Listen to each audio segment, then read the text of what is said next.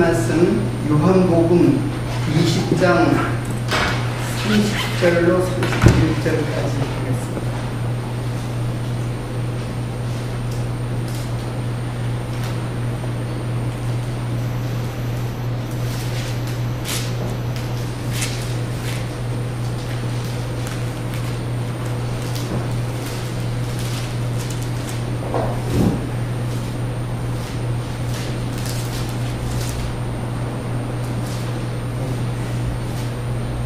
제가 공독해 드리겠습니다. 예수께서 제자들 앞에서 이 책에 기록되지 아니한 다른 표적도 많이 행하였으나 오직 이것을 기록함은 너희로 예수께서 하나님의 아들 그리스도이심을 믿게 하려 하며 또 너희로 믿고 그 이름을 힘입어 생명을 얻게 하려 함이니라. 오늘 요한복음 두 번째 시간인데, 지난 시간에는 요한복음을 소개하는 내용을 이런저런 이야기를 좀 했습니다. 서론이 아니고 요한복음은 이런 책이다는 성격적 소개를 한 것이고, 서론은 이제 본문에서 이제 서론이 나오는 거니까는 서론이 아니고 오리엔테이션이라고 생각하면 되고요. 그 말미에 제가 그 요한복음을 기록한 목적에 대해서 제가 이야기를 했는데, 오늘은 요한복음을 기록한 목적을 좀 구체적으로 요한이 왜 요한복음을 기록했는가를 이해하는 것은 요한복음을 이해하는데 매우 중요한 사안입니다.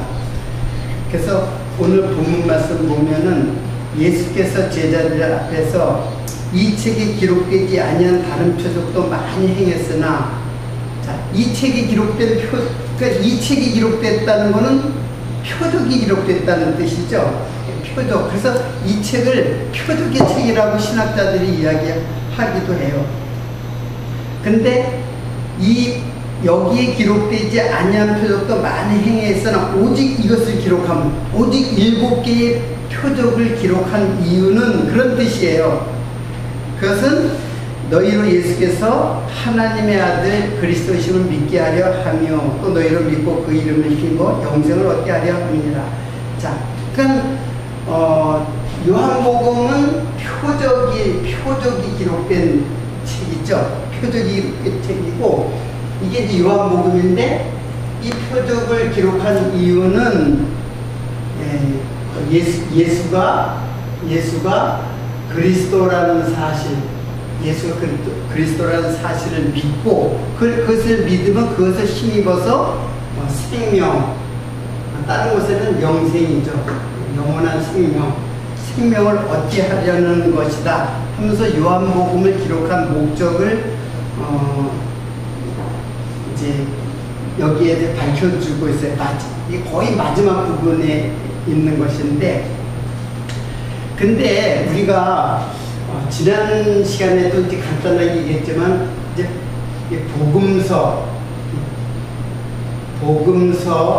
그리고 서신서 그리고 율법서, 성경을 전체를 제가 이러한 구도로다가 본다고 했죠. 사실 구약과 신약으로 이렇게 딱 나눠져 버린다는 것은, 구약이라는 말은 사실은 그 4세기에 제롬이라는 이제 학자가 구약이라는 말을 시작한 거예요. 구약, 옛 약속. 그래서 구약하면 옛 약속이죠. 신약하면 새 언약. 옛 언약, 새 언약, 이렇게 나눴단 말이에요. 근데 그것이 말라기까지가, 구약을 갖다 이렇게 말라기까지 여러분들 그렇게 다 이해하자면, 그거는 사람이, 즉 신학자가 그렇게 구약이라는 말을 사용을 한 거예요. 그러니까는 유대인들에게 있어서는, 유대인에서 구약이라는 말이 없어요. 구약이라는 말이 없어요. 그러니까 그들은 성경이 뭐만 있어요? 창세기부터 말라기까지 지금의 우리가 생각하는 구약만이 그들에게 성경이에요. 그러니까 굳이 구약이라는 말을 쓰지를 않아요. 그게 그들의 경전의 성경이란 말이에요. 그러니까 신약이 없으니까는 신약, 구약에 나눌 필요가 없는 거예요. 그러니까 후대 학자들이 구약, 신약. 근데 구약이라는 말이 신약이라는 말이 없는 게 아니에요.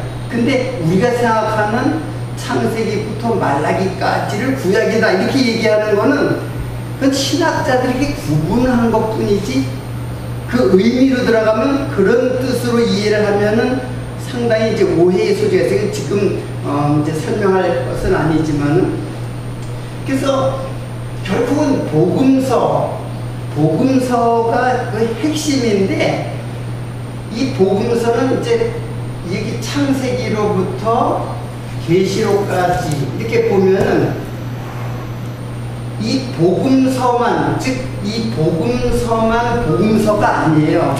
율법서도 엄밀하게 보면은 복음서예요. 왜? 율법이 예수에게로 인도하는 몽합선생 역할을 한다 그랬잖아요.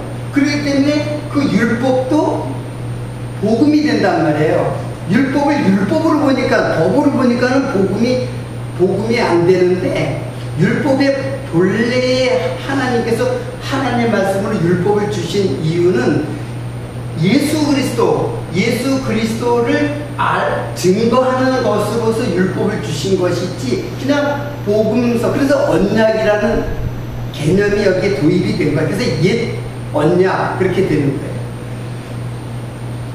그럼 서신서도 역시 마찬가지로 성령이 예수를 그리스도라는 사실을 우리들의 마음속에서 증거해요. 그래서 우리는 그냥 복음서만 복음서가 아니라 율법서도 복음서이고 서신서도 복음서예요. 그러니까 성경 전체는 다 복음이에요. 성경 전체가 다 복음이에요. 그렇게 우리는 이게 그 어떤 형식상 양식에 의해서 구분이 된 것 뿐이지 의미를 보면 전체가 이 전체가 다 예수가 그리스도라는 사실을 증거하는 데는 양식적으로 다를 뿐이지 형식적으로 다를 뿐이지 의미는 다 같아요. 그러니까 이 전체가 다 예수 그리스도에 대한 복음이에요. 그리고 율법서라고 보면은 하나님의 말씀이라는 데서는 다 모두 율법서예요. 복음서도 율법이고 서신서도 율법이고. 제가 무슨 이야기를 하는지 이제 그러니까 이렇게 나누어진 어떤 양식적인 형식적인 형식이 있지만은 실제로는 다 율법이고 다 복음이에요. 다 복음이에요. 그러니까 이 전체가 다 복음이에요. 그럼 서신서도 역시 마찬가지로 이거는 제 사도들이 고린도 교회라든가 또는 갈라디아 교회라든가 에베소 교회라든가 빌립보 교회라든가 여러 가지 교회에다 보내는 편지예요. 사도행전도 편지예요. 계시록도 7교회에 보내는 편지예요. 그러니까 편지라는 형식을 쓴 것뿐이에요. 자, 그러니까는 이거는 율법도 복음서도 다 서신서의 성격이라고 하는 것은 뭐냐면 사도들이 교회에 보내는 편지라 했잖아요. 교회에서 보내는 편지글이 이게 서신서라 했잖아요. 근데 실제로는 사도들이 기록한 것이 아니라고 그랬죠. 사도들은 단지 기록한 것 뿐이에요. 기록하는 것 뿐이고 원래 저자는 누구예요? 원저자는 성령 하나님이란 말이에요. 그러니까 성령 하나님이 여기서부터 여기까지 다 편지글로 쓴 거예요. 무슨 의미인지 아시겠죠? 그러니까 의미적으로 보면 모두가 하나님의 말씀 율법이고 그리고 모두가 예수 그리스도를 증거하는 복음서이고 모두가 하나님께서 누구에게 사도가 교회에 편지하는 게 아니라 하나님께서 누구에게 성도에게 보내는 편지예요. 성경 전체는 하나님이 우리들에게 편지를 쓴 거예요. 이렇게 이해를 하는 것이라는 뜻이에요. 성경이 이제 그렇게 구조가 되었다는 뜻이에요. 자, 이것이 그러니까 요한복음, 이 복음서의 요한복음 그리고 표적 요것만이 기록 목적이 되는 것이 아니라 성경 전체가 사실은 우리들에게 예수가 그리스도라는 사실과 우리들에게 무슨 생명, 다른 곳에는 영원한 생명, 영생, 시간에 갇혀있는 우리들의 생명은 시간에 노출되어 있는 우리들의 생명은 변하기 때문에 다 변한단 말이에요. 변하기 때문에 그거는 살았다고 할 수 없는 생명이에요. 그러니까 지금 요한복음에서도 영생을 너희가 영생을 얻으려고 이 성경을 상고하거니와 이 성경은 곧 내게 대하여 증거하는 것이다. 이 영원한 생명, 시간에 노출되지 않은 변함없는, 그러니까 생명이 죽지 않는 거예요. 시간에 노출된 생명은 생로병사, 그래서 죽잖아요. 결국에는 지금 살았지만 계속 영원히 사는 사람이 어디 있어요? 다, 여러분도 죽고 나도 죽고 다 죽고 젊은 사람도 죽고 결국에 다 죽는다.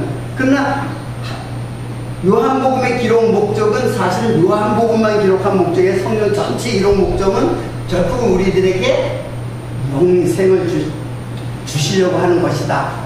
이것이 이제 그 기록 목적이고, 그리고 요한복음을 기록한 아주 직접적인 그 목적이 있어요. 그 당시의 상황, 그 상황 속에서 요한이 기록해야 되겠다라고 하는 급박한 그 복음서의 그 필요성이 있었어요. 그것은 뭐냐면은 당시에 그 케린투스 학파의 케린티안이라고 했는데, 그들은 케린티안이라는데, 그들의 그 주장하는 것이 있었는데, 그것이 뭐냐면은 너스티즘. 근데 이제 우리가 그렇게 하죠. 이것을 그노시스주의라고 했죠. 편하게 그노시스주의. 이것을 우리말로 하면 영지주의예요. 영지주의.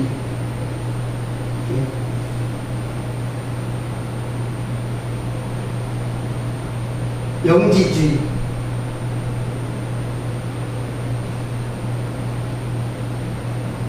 자, 영지주의라고 그래요.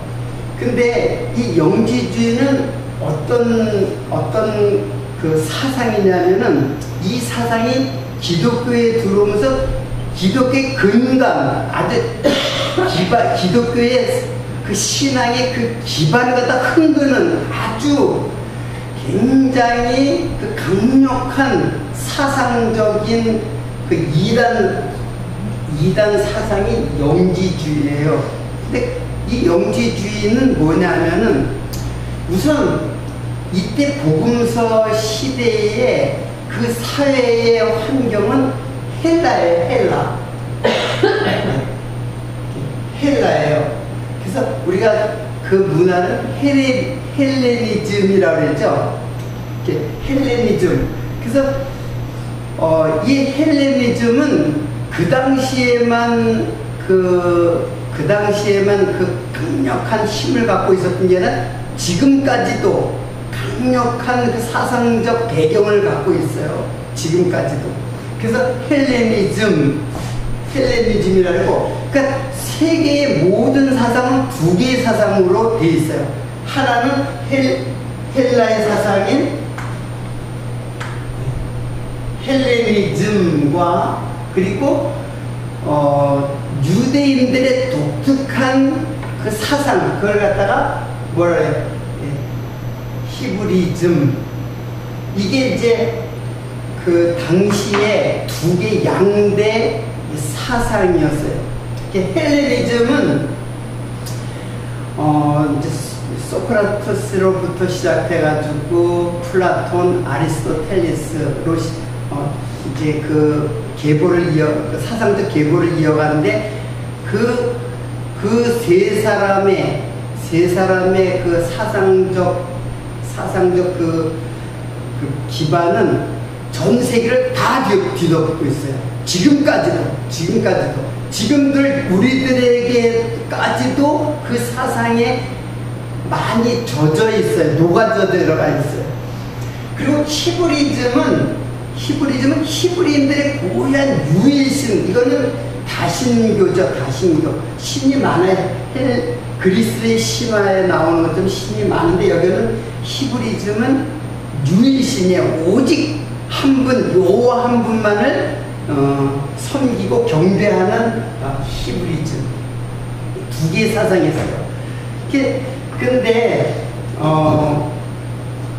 오늘 그 헬레니즘의 그 사상 중에 그 플라톤이라는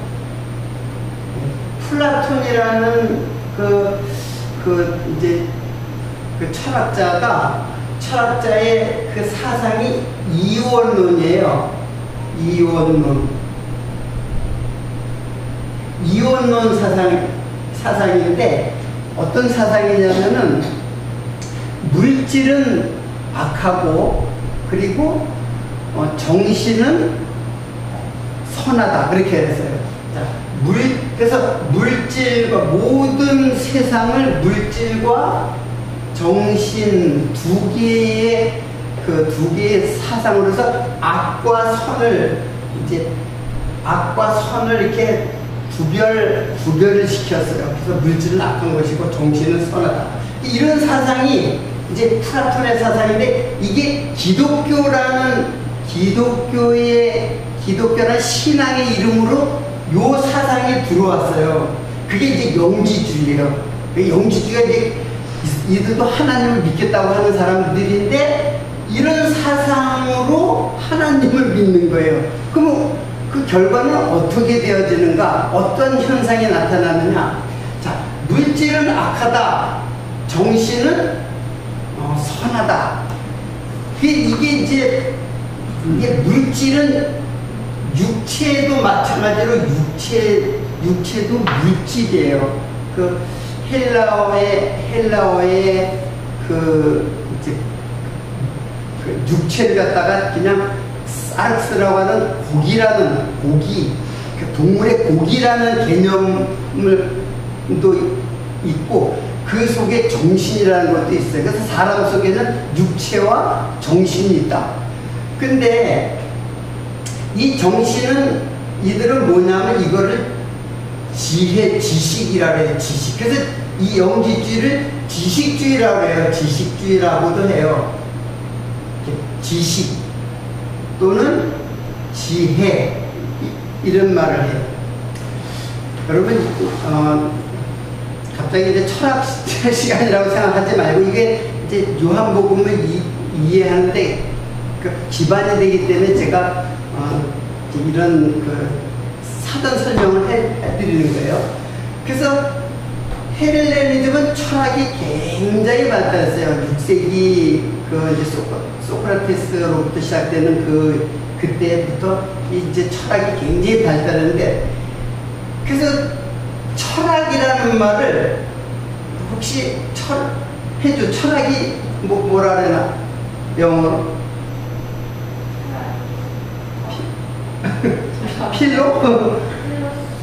필로소피아라 그러죠?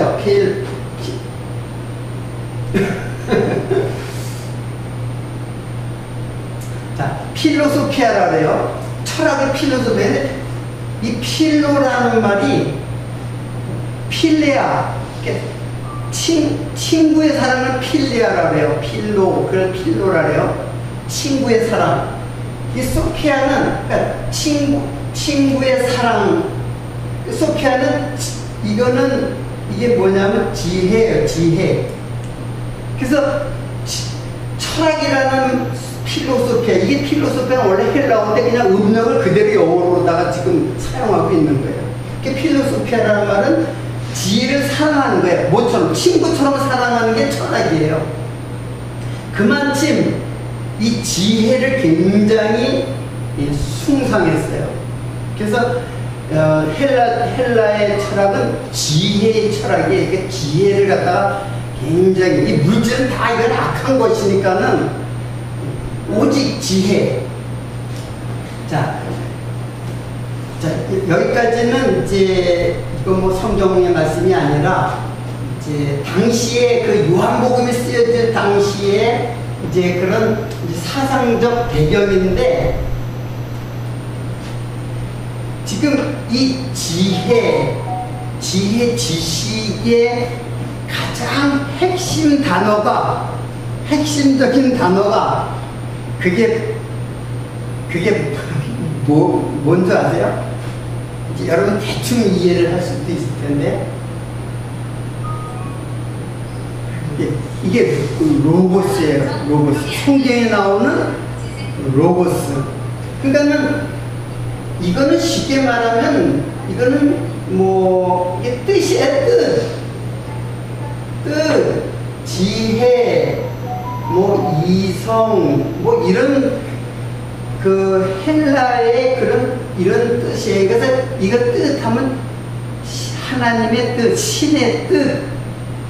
그래서 로고스라는 말은 헬라에서 가장 고상하고 가장 중요한, 헬라 철학의 가장 중요한 단어가 로고스예요. 이거를 그냥 뭐 이성이라기보다는 절대 이성이에요. 절대 이성. 그래서 이들은 지혜로 어디를 간다. 그들의 사상이 이데아의 사상이 있어요. 이데아의 사상이 이게 우리로 말하면 천국이에요. 하나님의 나라, 천국, 유토피아란 말이에요. 유토피아. 그러니까 이데아의 세상으로 가는데 필요한 것이 바로 지혜다라고 생각을 하는 거예요. 그 지혜가 바로 그들이 이데아의 세상으로 이끌어가는 매개체예요. 그 정신적이고 이성적인 어떤 이게 뜻이 담겨져 있는 우리 정신 속에 그 이데아의 세상으로 갈 수 있는 그 이성. 그러니까 이게 이제 이데아가 유토피아예요. 유토피아. 원래 유토피아라는 말도 이 유토피아라는 게 없다는 뜻이에요. 유토피아라는 말 자체가, 언어 자체가 없다는 뜻이에요. 무라는 뜻이에요. 그건 이제 어떻든 이데아는 우리로 기독교에서 말하는 천국이죠. 천국. 하나님의 나라란 말이에요. 근데 하나님의 나라를 가기 위해서는 뭐가 필요하다? 지혜로 간다라고 생각하는 게 이게 이제 그들의 사상이에요. 근데 이제 우리는 이제 그것이 아니죠. 근데 요한은 이 로고스를 바로 계시의 수단으로 삼는 거예요. 로고스라는 말을 이게 뜻, 하나님의 뜻, 계획, 이런 그 로고스에 담겨져 있는 하나님의 뜻으로 오신 분. 그래서 예수를 소개하는 용어로 사용을 했거든요. 그 헬라의 철학의 가장, 쉽게 말하면 가장 핵심적인, 그들이 가장 중요시 여기는 그걸 갖다가 차용을 해가지고 그걸 빌어 써가지고 하나님의 계시용어로 사용을 한다 얘기예요. 이게 바로 누구예요? 이게 바로 예수 그리스도라고 그래요. 우리는 뭐라 그랬어요? 말씀으로 번역이 되었죠. 로고스를 태초에 말씀이 계시니라 하면서 요한복음이 시작한단 말이에요. 그러면 아까 그 영지주의, 그노시스주의의 그 폐해성은 어디에 있느냐?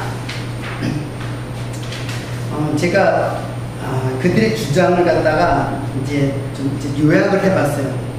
그러니까 그건 뭐냐면 선하신 하나님께서, 하나님은 선하대. 그들은 하나님이 아니라 그들에게도 신이라는 데오스라는 신을 말해요. 그 데오스라는 말은 일반 명사이기 때문에 우리가 믿는 하나님이 아니라 모든 신을 그렇게 얘기를 해요. 근데 하나님이 그들의 신이 선하신 하나님이 육체로 오실 수 없다. 그런 악한, 육체는 악하다 그랬잖아요. 그러니까 선하신 하나님이 육체로 오실 수 없다. 정면으로 다 기독교를 갖다 기독교에 반대되는 사상을 갖고 있는 거예요.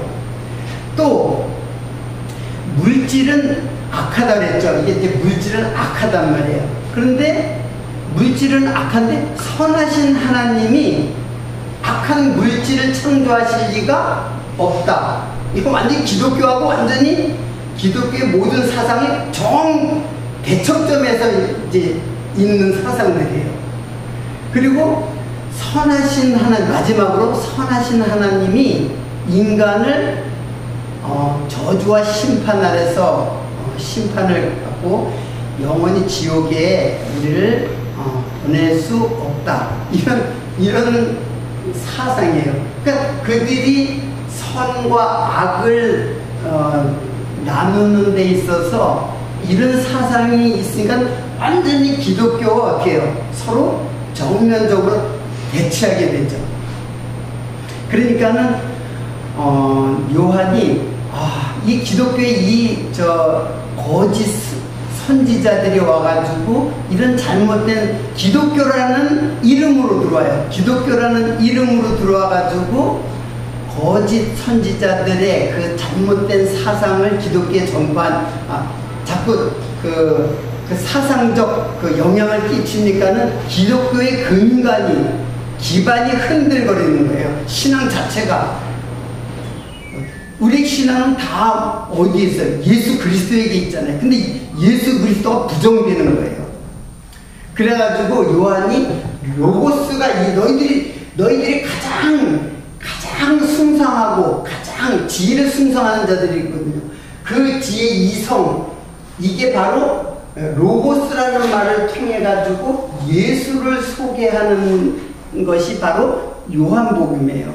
그러니까는 요한이 그런 시대적 상황 속에서 급박하게 이것을 적지 않으면 안 되겠다. 예수 그리스도를 증거를 하기 위해서 이 사상을 배격해야 돼. 이걸 다 배격을 하기 위해서 빨리 이 복음서를 써야 되겠다라고 생각을 한 거예요. 그래서 요한복음을 기록한 시대적 상황이 있었던 거예요.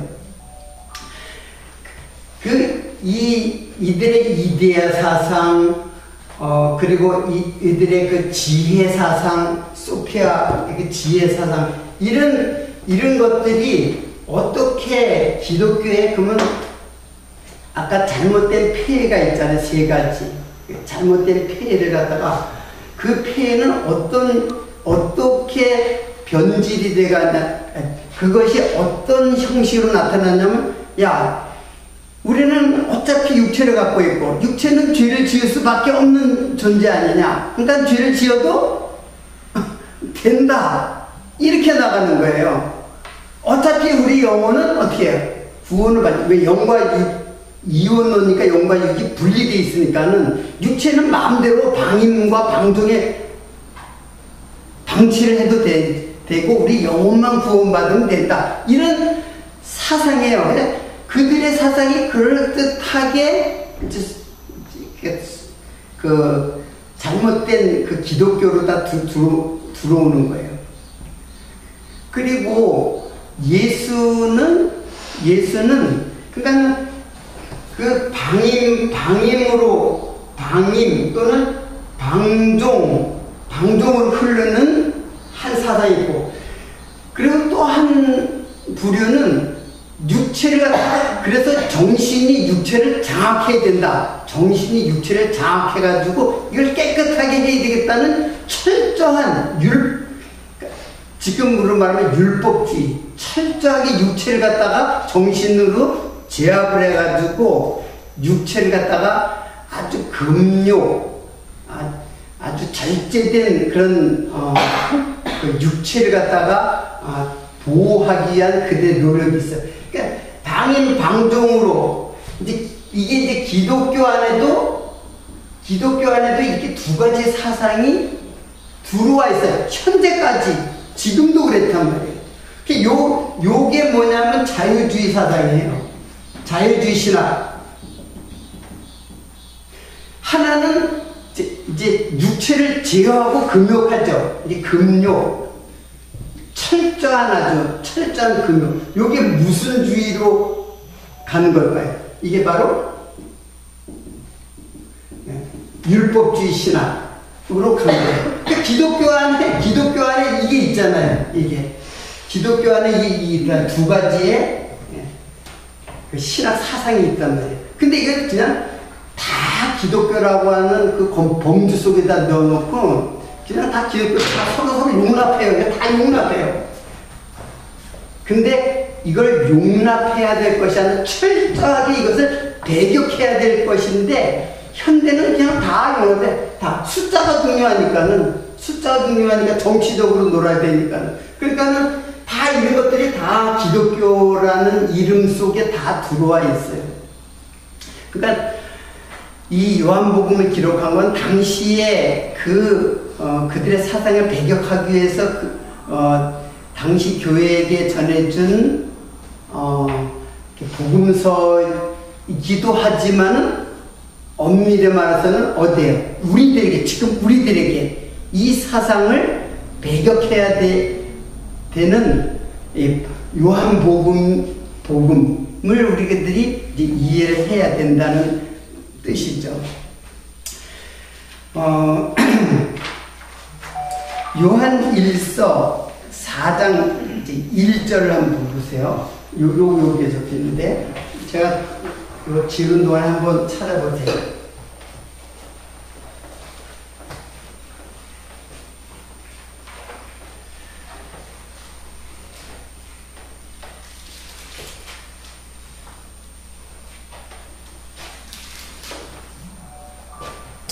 예, 4장 1절, 요한 1서 4장 1절부터 3절까지인데 제가 읽겠습니다. 사랑하는 자들아, 영을 다 믿지 말고 오직 영들이 하나님께 속하였나 시험하라. 이게 이제 설명을 하면서 이게 지금 요한일서도 누가 기록한 거예요? 사도 요한이 기록한 거잖아요. 지금 그 요한 사도가 요한복음을 기록한 목적을 갖다가 이제 요한일서에 또 이렇게 적어 놓는 거예요. 그래서 거짓 선지자가 세상에 나왔습니다. 하나님의 영은 이것으로 알지니 곧 예수 그리스도께서 육체로 오신 것을 시인하는 영마다 하나님께 속한 것이요. 이게 지금 누구를 염두에 두고 이런 기록을 한 거라고 이제 느껴지죠. 바로 영지주의예요. 영지주의자들에게 지금 영지주의자들 이제 의식하면서 이 글을 쓴 거예요. 그리스도께서 육체로 오신 것을 시인하는 영마다 하나님께 속한 것이요 예수를 시인하지 아니하는 영마다 하나님께 속한 것이 아니니 이것이 적그리스도의 영이니라. 오리라 한 말을 너희가 들었거냐. 이제 벌써 세상에 있느니라. 벌써 이런 사상이 있다 이래요. 여기 적그리스도의 영 그랬죠. 적그리스도의 영. 그래서 엔티크리스토스. 이게 적그리스도를 이게 이제 대적자라는 뜻이에요. 대적자. 누구의 대적자? 예수의 대적자. 여러분, 우리의 대적은 영의 싸움이에요. 육체의 싸움이 아니에요. 영의 싸움이에요. 사상의 싸움이란 말이에요. 기독교의 신앙을 이루는 근간을 이루는 신앙의 내용은 이 싸움이에요. 영적 싸움. 그래서 너희들이 혈과 육의 싸움이 아니고 뭐예요? 공중 권세 잡은 자들과의 싸움이라, 어두운 영과의 싸움이라 했잖아요. 대적자. 이 대적자가 바로 그리스도의 대적. 그 대적자의 영, 이것도 영이죠. 성령, 여기 성령. 그러니까 여러분 이만희하고 싸운 거 아니에요. 이만희하고 싸운 게 아니고 우리는 영과 영의 싸움이에요. 어디에서? 전쟁터는 어디냐? 바로 우리들 안에서. 우리들 안에서 이 사상 어디를 순종하느냐? 성령을 순종하느냐? 대적자의 영에 순종하느냐? 이걸 받아들이느냐? 받아들이면은 여기에 순종하는 것이고, 이걸 받아들이면은 여기에 순종하는 것이고, 이 싸움이라는 얘기예요. 그리고 여기 보면은 거짓 선지자라고 나와요. 거짓 선지자가 푸슈도, 프로페테스는 선지자예요. 프로페테스라는 선지자인데, 푸슈도라는 말은 위장된 예언자들이에요. 거짓 선지자들이 이마에 표시를 딱 하고 나타나는 게 아니에요. 사단이 어떻게 나타난다 그랬어요? 사단이 굉장히 위험한 모습으로 나타나지 않아요. 광명한 천사의 모습으로 나타난단 말이에요. 아주 경건하고 아주 우리들이 흠모할 만한 그런 모습, 아주 경건한 모습 있잖아요. 누구를 말하지 않더라도 대개 지도자들이 어때요? 경건한 모습이죠. 목사님, 총회장,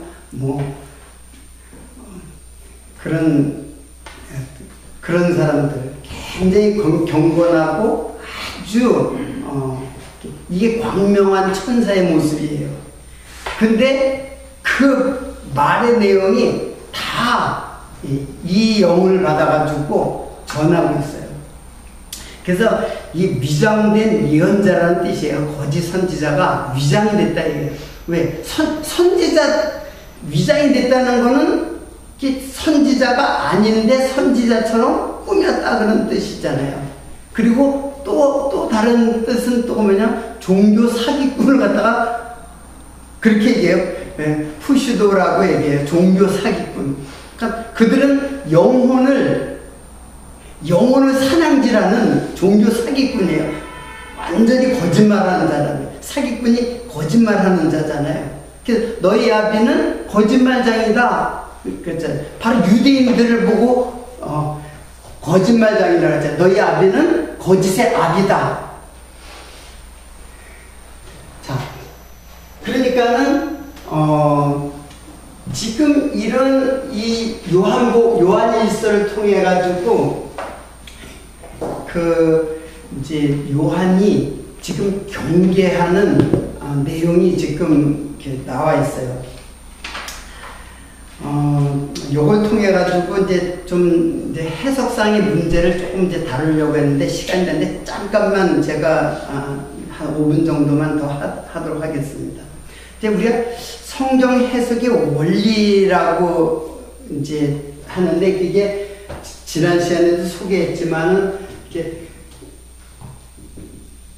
문자적 해석이 있고 역사적 해석이 있고 그리고 계시적 해석이 있다 그랬잖아요. 그리고 문자적 해석과 계시적 해석은 이거는 쉽게 말하면은 이거는 눈에 보이는 해석이에요. 근데 이거는 어때요? 눈에 보이지 않는 해석이죠. 근데 이게 눈에 보이는 해석을 갖다가 이걸 전적으로 부정하면은 안 돼요. 이거는 반드시 이것도 필요해요. 그러나 이것을 구분을 시키는 이유는 이것에서만 끝나는 것이 그게 바로 이단, 잘못된 해석, 잘못된 영으로 가는 길이에요. 눈에 보이는 것으로. 간단하게 말하면 철학이라고 하는 것은 두 개의 루트가 있어요. 그거는 뭐냐면 눈과 그리고 생각이에요. 쉽게 말하면 사람이 이렇게 있잖아요. 예? 눈과 그리고 이렇게 네, 눈과 그리고 여기에 뭐가 있어요? 생각이 있단 말이에요. 생각. 눈으로 보는 것과 생각하는 것. 그래서 눈으로 보는 것을 이거를 경험이라고 해요. 경험. 눈으로 보고 판단하고 내 삶을 양식을 삼는 것을 경험이라고 해요. 생각은 이건 관념이라고 해요. 관념. 그래서 이거를 중요시하는 게 경험주의예요. 여러분 이제 철학 시간에 이제 이런 것들이 나오는데, 그리고 생각을 중요시하는 것이 관념주의예요. 이 경험주의는 유럽, 특히 영국, 요건 영국, 경험주의는 영국, 요 관념주의는 독일, 이게 치중돼 있어요. 근데 이게 다 여기에 속한 거예요. 눈과 생각, 이거 다 눈으로 보고 경험해서 생각하는 모든 것들은 우리들을 하나님 말씀 해석할 수, 거기에서 그것으로만 해석할 수는 없다는 거예요. 사람의 생각이에요. 그들이 선과 악을 나누는 것도 자기 생각으로 선과 악을 나누는 것 뿐이에요. 선과 악은 다른 데 있어요. 이거는 계시예요.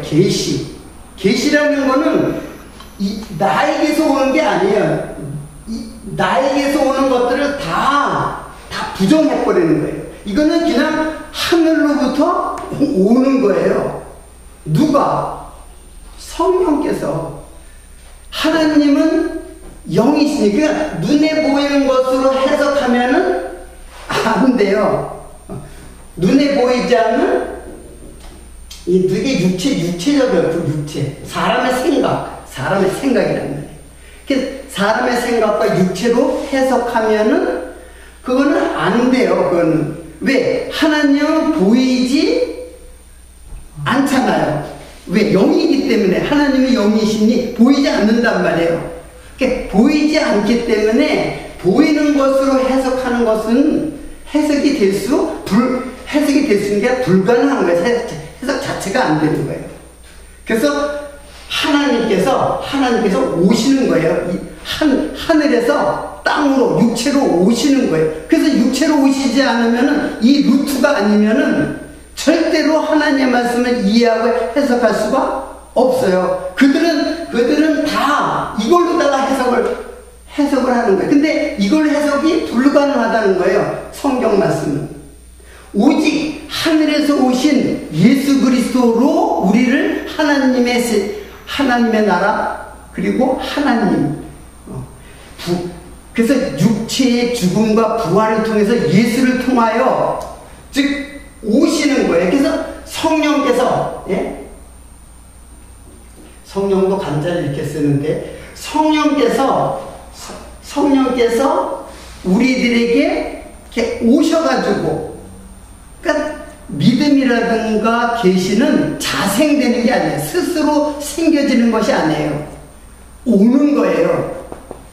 여러분, 천국을 온다고 할까요? 간다고 할까요? 여러분, 천국을 간다고 생각하세요? 온다고 생각하세요?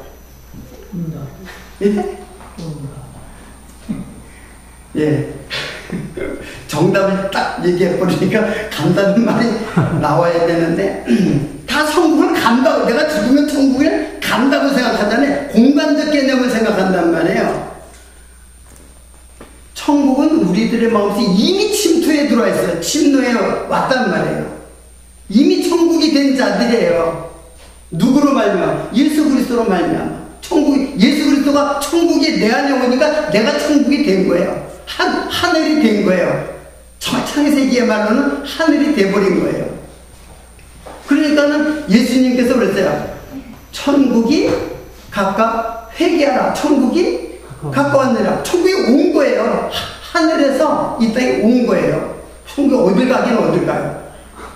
가기는 어디가. 여러분, 천국이 하늘에, 그 나라가 어디에, 이 지구를 전체 아주 그냥 굉장히 먼 곳에 그곳이 천국이 있다고 생각하는 건 아직까지도 뭐예요?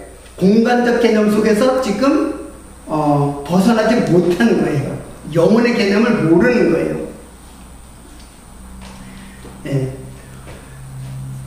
하나님의 말씀은 영적 해석을 해야 돼요. 당연히 영적인 해석을 해야 돼요. 그래서 내가 모임에서 우리 이제 목사님들하고 모이면서 김선도사는 항상 영적 해석을 한다고 그래요. 영해라고 그래, 영해. 아니, 영적 해석하지 않으면 그럼 어떻게 이걸로 해석하라는 얘기밖에 더 돼요? 당연히 영적인 해석을 해야죠. 영해를 한다고 그래가지고, 영해를 그들은 어떻게 생각하면 영해는 그냥 이상하게 풀어내는 걸 영해라고 생각해. 이상하게 남들이 알지 못하는 걸 이상하게 풀어내는 걸 영적 해석이라고 해요. 아니에요. 예수로 풀어내면 그게 영적 해석이에요. 그렇게 어렵게 생각할 게 아니라 당연히 예수를 증거하니까는 영적인 해석이죠.